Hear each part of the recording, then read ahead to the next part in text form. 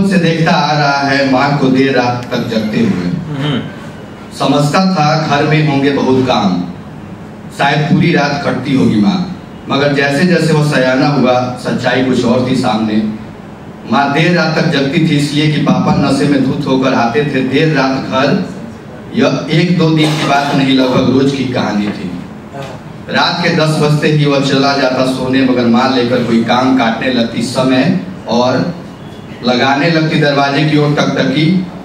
लघु शंका के लिए जब उठता वो माँ को पाता जगते हुए, तब वो अभी जाकर माँ के पास बैठ जाता लेकर आधी रात को अखबार। माँ उसे टोकती नहीं क्योंकि उसके बैठने से माँ को मिलता था संबल।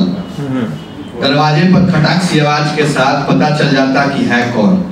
देखता वह लड़खड़ाते कदमों से पापा को अंदर दाखिल होते हुए, फिर चैन की सांस ले वह लौट आता अपने कमरे में। फिर से करता सोने की कोशिश, मगर सारी रात पापा के चीखने चिल्लाने की आवाज गूंजती रहती। मन मस्तिष्क में होश में होते पापा तो शायद पूछते माँ से किया वो खाना खा चुकी या नहीं, और तब ही तो समझते माँ की अंतर वेदना।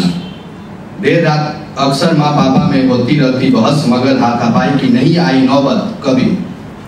शायद इतने होश में होंगे पापा कि उनका जवां बेटा है घर में मौजूद। लेकिन कल जा रहा है वह दिल्ली एक निजी कंपनी ज्वाइन करने, लेकर माँ का आशीर्वाद और एक चिंता भी साथ की उसकी गैर मौजूदगी में देर रात जगते हुए अकेली हो जाएगी माँ। आधी रात को पापा के आने के बाद शुरू हो जाएगी फिर दोनों के बीच बहस।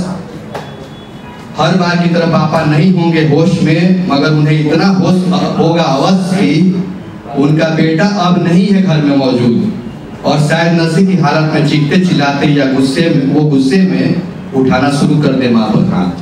धन्यवाद। क्या बात है।